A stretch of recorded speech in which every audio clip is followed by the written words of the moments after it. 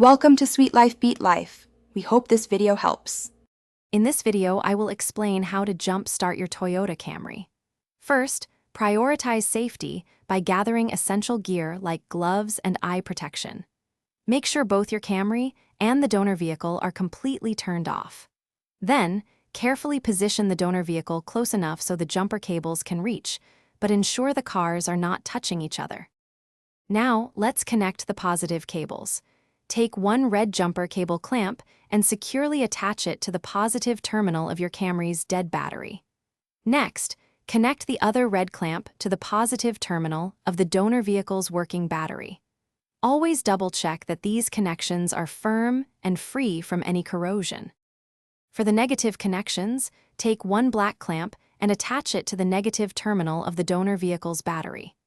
Then, connect the other black clamp to a clean, unpainted metal part of your Toyota Camry's engine block or chassis, away from the battery. This grounding step is crucial for safety and to prevent sparks near the battery. With all cables connected, start the donor vehicle and let its engine run for about 5 minutes to transfer some charge.